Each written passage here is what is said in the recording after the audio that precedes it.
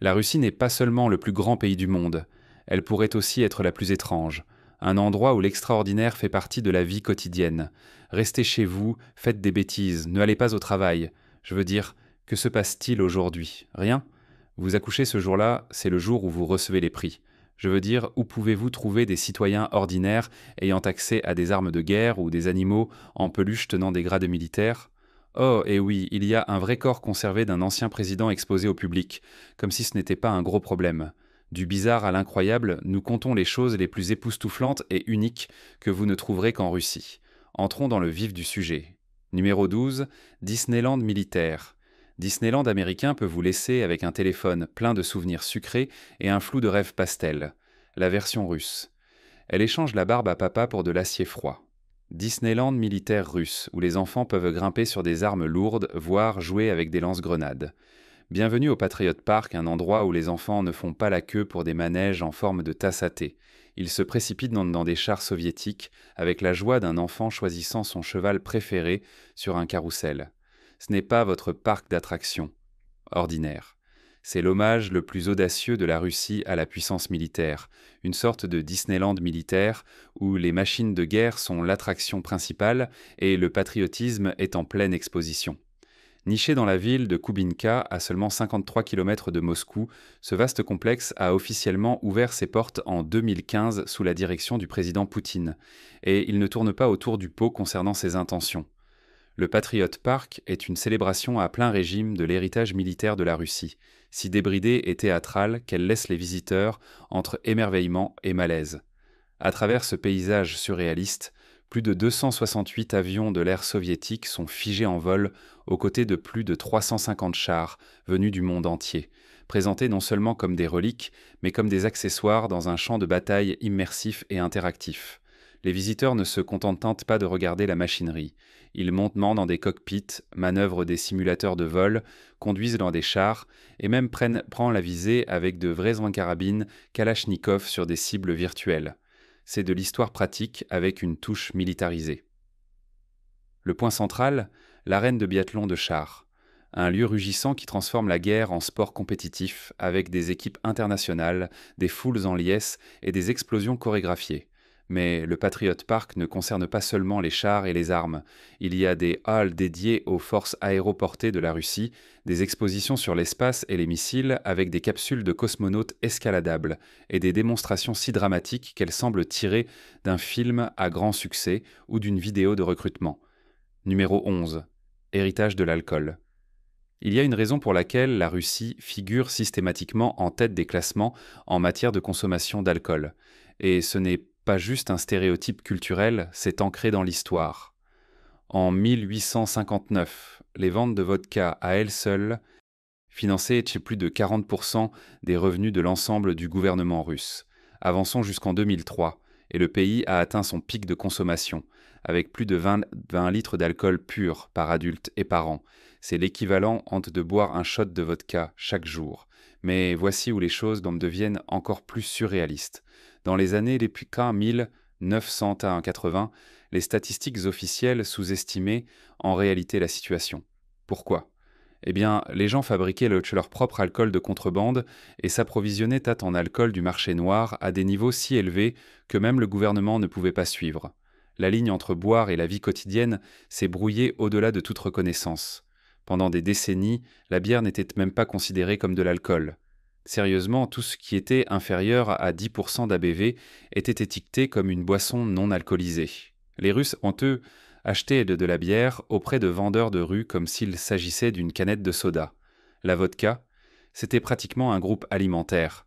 Elle était si ancrée dans la vie quotidienne que les travailleurs étaient parfois payés en bouteilles plutôt qu'en roubles. Les distilleries de jardin prospéraient, inondant le marché de l'alcool contrefait qui était souvent toxique. Le résultat? Une augmentation des décès par intoxication alcoolique et une chute dramatique de l'espérance de vie des hommes. En 2010, le gouvernement ne pouvait plus ignorer la crise. Le président Dmitri Medvedev a pris des mesures, restreignant les ventes d'alcool pendant les heures tardives et imposant des contrôles de prix sur l'alcool pour ralentir la consommation. Cela a aidé, du moins sur le papier. Mais à ce moment-là, les dégâts étaient faits. La Russie était déjà devenue le pays où la bière était autrefois traitée comme de l'eau et la vodka, comme un remède pour l'âme. Et pourtant, même cette saga complexe de l'intoxication nationale n'est que le prélude. Car si vous pensez que l'histoire de la Russie avec l'alcool est extraordinaire, attendez d'entendre parler d'un homme dont l'héritage génétique a dépassé même les plus folles orgies de vodka, quelqu'un dont la prouesse reproductive a réécrit la définition même de ce que signifie engendrer une nation. Numéro 10. Père de nombreuses nations. Dans la petite ville russe de Chouïa, au XVIIIe siècle, un paysan nommé Féodor Vassiliev a accompli quelque chose de si incroyable que cela ressemble à un folklore avec un acte de naissance. Né vers 1707, Féodor n'a pas seulement élevé une grande famille, il a engendré une avalanche humaine, pas un, pas 10, mais un incroyable 87 enfants. C'est un nombre si grand qu'il frôle le mythe, pourtant le record est là, inégalé, et réalistiquement imbattable. Entre 1725 et 1765, lui et sa première femme, Valentina, ont accueilli cette extraordinaire progéniture dans le monde au cours de 27 grossesses. Mais voici où cela devient mathématiquement stupéfiant. Parmi ces 27 naissances, il y avait 16 paires de jumeaux, 7 ensembles de triplés et 4 ensembles de quadruplés. Aucun enfant n'est arrivé seul. C'était comme si leur arbre généalogique était préinstallé avec des branches divisées. Encore plus incroyable, 67 de ces enfants ont survécu au-delà de l'enfance. Un miracle statistique à une époque où l'enfance se terminait souvent avant même de commencer. Le monastère de Nikolsk a trouvé l'histoire si remarquable qu'il a officiellement rapporté les détails à Moscou. Mais l'histoire de Féodor ne s'est pas arrêtée là. Après la mort de Valentina, Féodor s'est remarié et a eu 18 autres enfants avec sa seconde épouse, portant le total à cet incroyable 87. En 1782, à 75 ans, 82 de ses enfants étaient encore vivants, errant dans la campagne russe avec le sang de Féodor dans leurs veines. Pourtant, dans les ombres de l'histoire russe, où la vérité porte souvent le masque de la légende, des phénomènes plus étranges continuent d'être découverts, et en parlant des gardiens particuliers qui ont protégé les trésors les plus précieux de la Russie, les histoires de sentinelles à quatre pattes rôdant dans les halls marbrés des palais impériaux et les mystères enfermés dans les murs des musées feront sembler l'héritage de Théodore presque ordinaire en comparaison. Numéro 9. Citoyen poilu du pays. Ce qui a commencé comme une tentative désespérée de protéger des œuvres d'art inestimables s'est lentement transformé en l'une des formes de service les plus inhabituelles et charmantes de l'histoire russe. Cela a commencé avec Pierre le Grand, qui, après une visite aux Pays-Bas, a ramené chez lui un seul chat au palais. Mais c'est sa fille, l'impératrice Élisabeth, qui a vraiment embrassé la cause féline. Elle n'a pas seulement adopté quelques errants, elle a commandé une colonie entière de chats habiles de Kazan avec une mission, chasser les rats du palais. Ce qui a commencé comme un simple contrôle des nuisibles est devenu quelque chose de bien plus officiel. En 1745, l'impératrice a déclaré les chats comme les chasseurs de rats officiels de l'Empire, leur donnant un titre et un emploi qui a duré des siècles. Aujourd'hui, plus de 50 descendants de ces chasseurs originaux de Kazan errent dans les couloirs du sous-sol du musée de l'Ermitage d'État, chacun étant un gardien désigné des 3 millions d'œuvres d'art du musée. Mais ne vous méprenez pas, ce ne sont pas vos chats d'intérieur ordinaires. Ce sont des vétérans poilus de certaines des heures les plus sombres de la Russie. Ils ont survécu à l'invasion de Napoléon, ont traversé la révolution bolchevique et ont tenu bon pendant le brutal siège de Leningrad. Nichés dans les niveaux inférieurs du musée, ces chats y sont bien nourris, bien toilettés et traités comme de la royauté poilue. Pourtant, le rôle des chats en Russie ne s'arrête pas au mur des musées. En mer, les équipages navals russes ont longtemps gardé des chats à bord, non seulement pour leurs compétences de chasse, mais aussi pour leur prétendu sixième sens. Les marins croient que les chats peuvent détecter les tempêtes à venir, détecter la malchance et même prévoir la météo. À tel point que les chats de navire font toujours partie de la marine russe, souvent photographiés se prélassant sur le pont ou blottis à côté des marins. Un chat roux a même accompagné un voyage militaire en Syrie, ronronnant sous le radar. Là où la plupart des nations ont laissé de telles idées derrière elles comme des légendes de marins, la Russie s'est engagée et en a fait une tradition. Des sous-sols des palais impériaux au pont des navires de guerre, le chat en Russie n'est pas seulement un animal de compagnie ou un chasseur de nuisibles. C'est un symbole silencieux de survie, de superstition et de service à l'État. Numéro 8. Lac radioactif. Le lac Karachai était autrefois une paisible étendue d'eau nichée dans les montagnes de l'Oural du Sud en Russie, un petit endroit tranquille qui reflétait des ciels bleus, des nuages passants, et l'illusion de paix. Mais aujourd'hui, c'est le genre de lac dans lequel vous ne nagez pas, ne traversez pas en bateau et surtout, ne vous approchez pas à moins d'être en train de défier la mort. Juste 60 minutes sur ces rives suffisent pour vous tuer. Pas par noyade, pas par poison, mais par quelque chose de bien plus sinistre. Une radiation si forte qu'elle pourrait vous frire de l'intérieur avant même que vous ne transpiriez. Ce lac ne ressemble pas à un monstre. C'est ça, l'horreur. Il se trouve à l'intérieur des terrains de l'association de production MIAC, ayant l'air calme, presque oubliable, jusqu'à ce que vous appreniez ce qu'il cache. Désigné comme le lieu le plus pollué de la Terre par l'Institut World Watch, le lac Karachai n'est pas une échappatoire tranquille. C'est une bombe à retardement aquatique, une surface calme masquant des décennies d'imprudence nucléaire. Tout a commencé en 1951. Des ingénieurs soviétiques, travaillant sous un voile de secret de la guerre froide, ont commencé à déverser des déchets nucléaires directement dans le lac aussi décontractés que s'ils jetaient à la soupe d'hier. Année après année, baril après baril, des déchets radioactifs ont été versés dans ces profondeurs. Aujourd'hui, ce mélange toxique forme une couverture de boue radioactive de 3,5 mètres de profondeur tapissant le fond du lac, chargé de plus de 12 à 15 millions de curies d'isotopes à longue durée de vie comme le césium-537 et le strontium-90. Le cauchemar ne s'arrête pas sous l'eau. Même le brouillard qui dérive paresseusement au-dessus de la surface n'est pas simplement de l'humidité. C'est la mort sous forme de vapeur. Une seule rafale de vent, une tempête forte, ou Dieu nous en préserve, une tornade pourrait soulever des particules radioactives dans l'air et les répandre dans la région comme un poison invisible. Ce n'est pas une hypothèse. Cela s'est déjà produit. Et lorsque le niveau de l'eau baisse, c'est encore pire. En période de sécheresse, le fond du lac est exposé, transformant la boue létale en poussière radioactive. Une brise suffit pour disperser la contamination sur des kilomètres. Mais peut-être la partie la plus glaçante, le danger ne reste pas confiné à Karachai. Le cocktail radioactif à son fond s'infiltre dans les eaux souterraines voisines, menaçant les terres environnantes comme un cancer invisible. Même la brume qui plane doucement au-dessus du lac par une froide matinée porte le spectre de la mort, murmurant des avertissements silencieux à toute âme assez folle pour s'aventurer près. Pourtant, aussi terrifiant que ce lac atomique puisse être, il pâlit en comparaison de ce qui nous attend ensuite, une initiative gouvernementale si audacieusement intime qu'elle ferait rougir même les sociétés les plus progressistes de curiosité. Numéro 7. La fête la plus intime de la Russie. Que se passerait-il si le patriotisme ne signifiait pas défiler dans des parades ou agiter un drapeau, mais tamiser les lumières, augmenter le romantisme et faire des jeunes citoyens pour votre pays ? Dans l'une des expériences sociales les plus audacieuses et les plus embarrassantes imaginables, la région d'Ulyanovsk en Russie, le lieu de naissance de Vladimir Lénine a transformé le 12 septembre en un appel national à l'action entre les draps. Officiellement connu sous le nom de Jour de la Conception, ce jour férié soutenu par l'État n'encourageait pas seulement le romantisme, il l'incitait.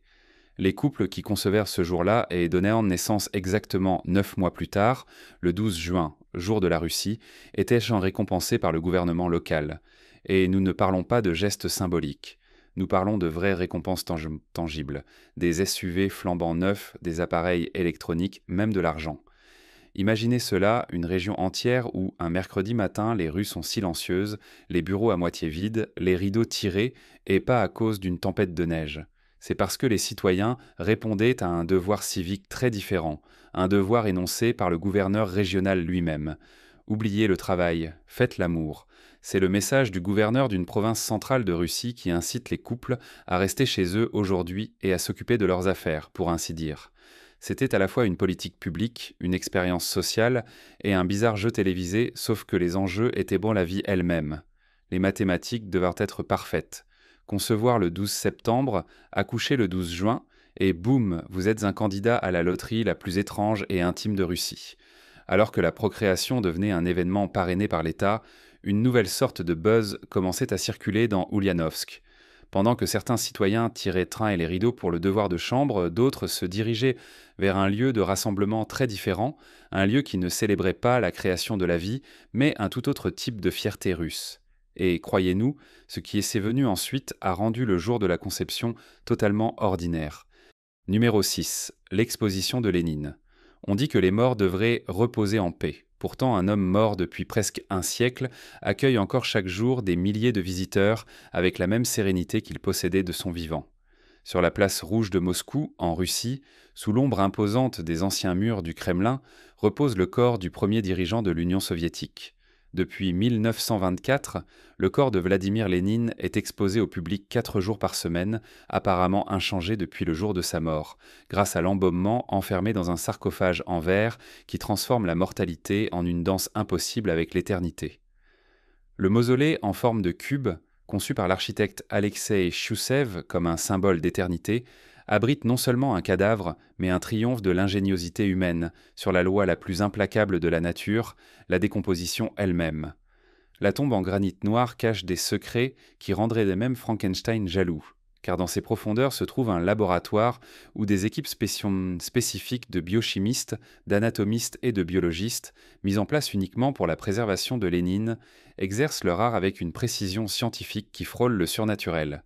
Lénine porte désormais des cils artificiels, ces cils originaux ayant été perdus lors des premières expériences d'embaumement, tandis que son nez, son visage et ses orbites ont été méticuleusement sculptés à nouveau.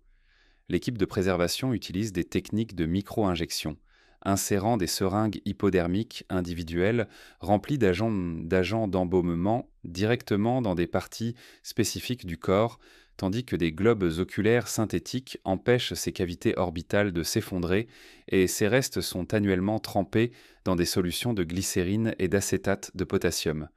Son corps vit littéralement, car il existe même une technique qui donne l'impression qu'il respire encore.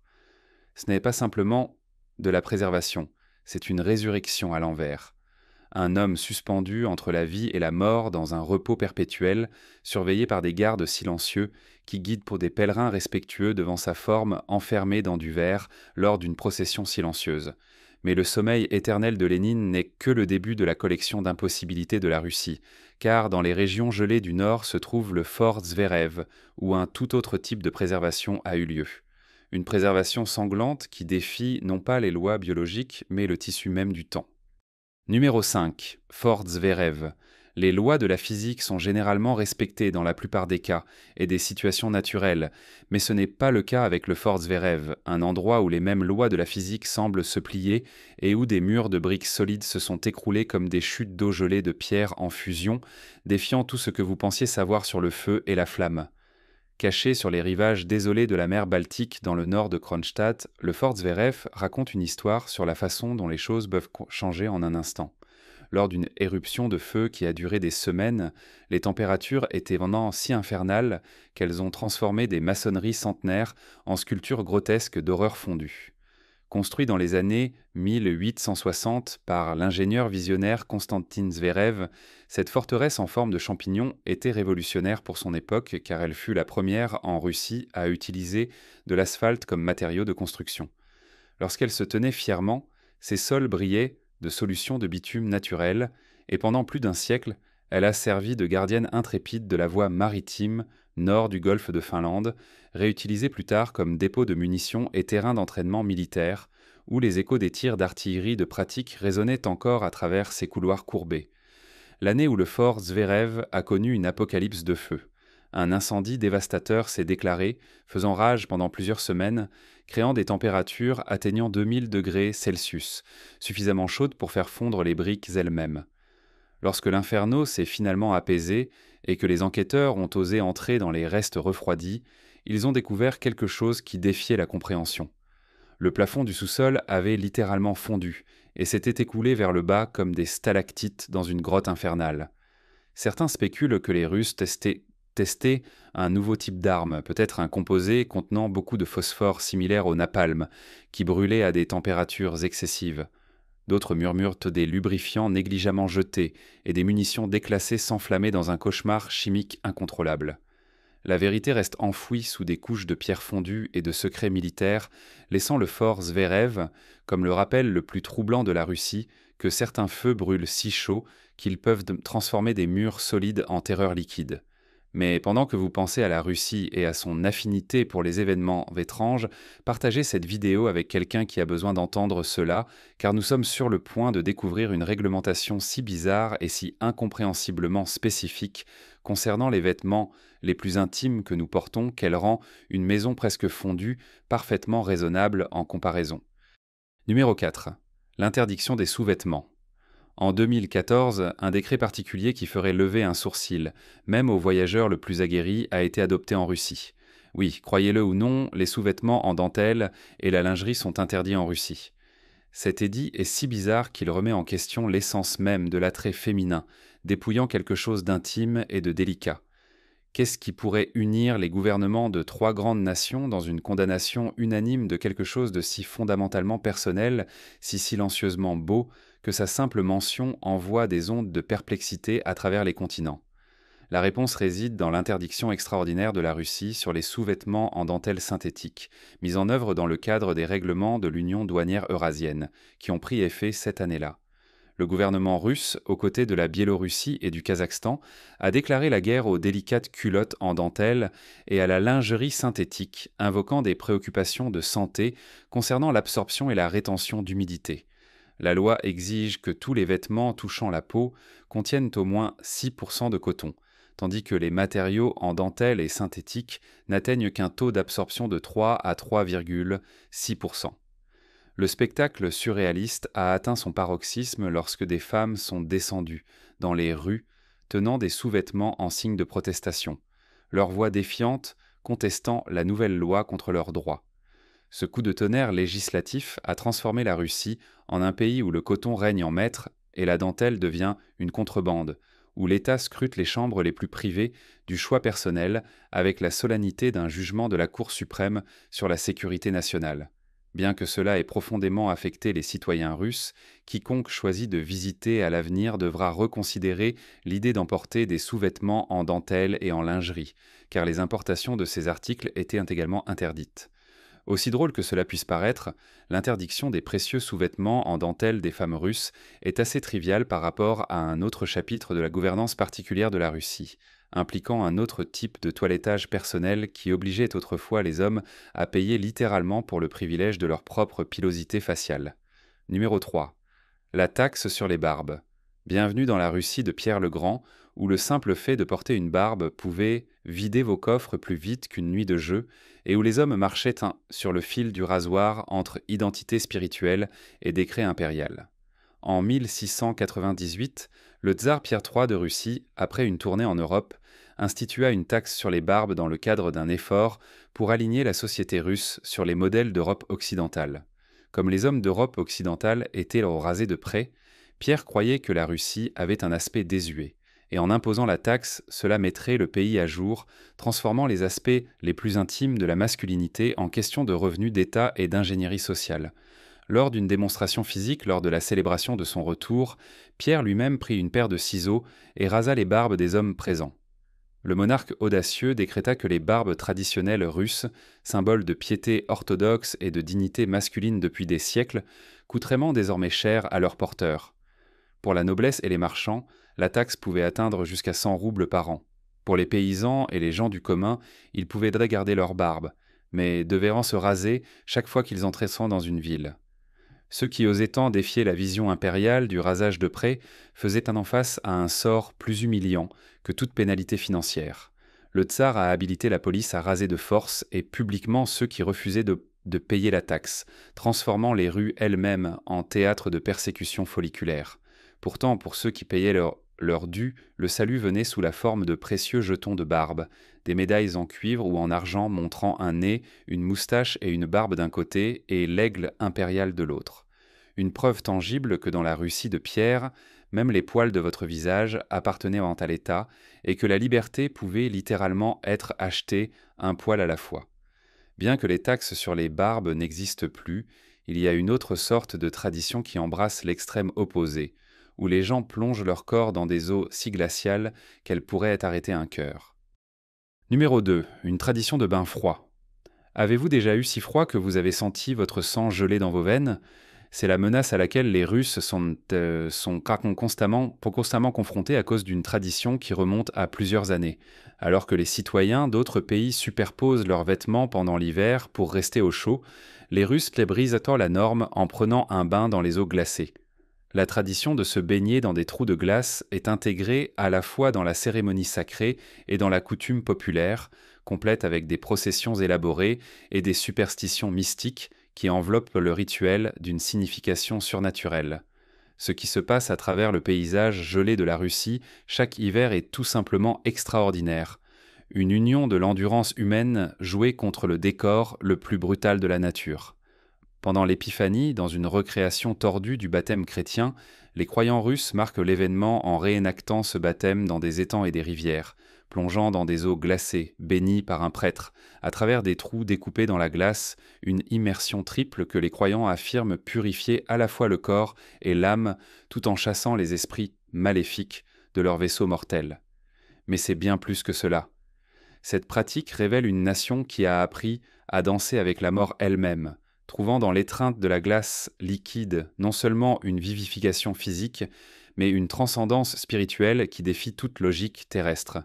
Cela pourrait vous donner des frissons dans le dos, littéralement, mais cela vous préparera à une découverte dans les profondeurs du coin le plus impitoyable de la Sibérie, un endroit où l'air même devient une entité vivante et où l'existence humaine vacille sur le fil du rasoir de l'impossibilité.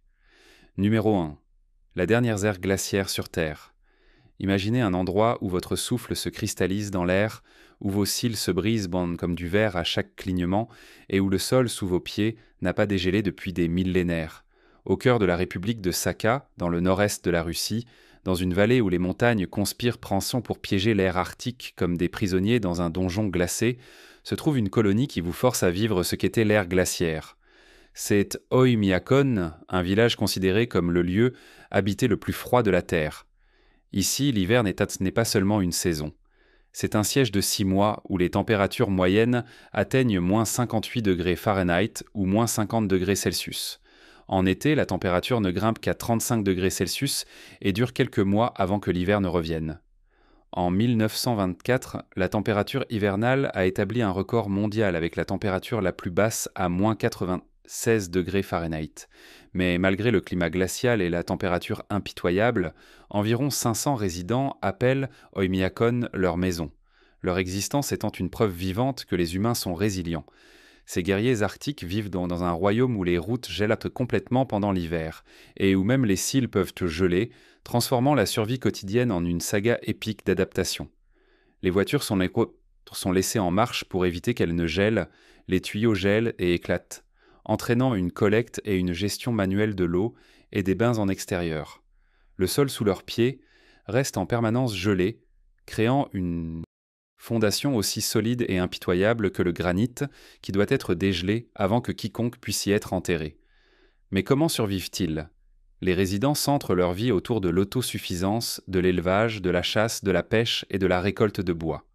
Leur existence quotidienne se déroule comme des scènes d'un conte de fées gelées, où chaque souffle devient une poésie visible et où le simple fait de sortir nécessite le courage d'un explorateur s'aventurant dans l'inconnu.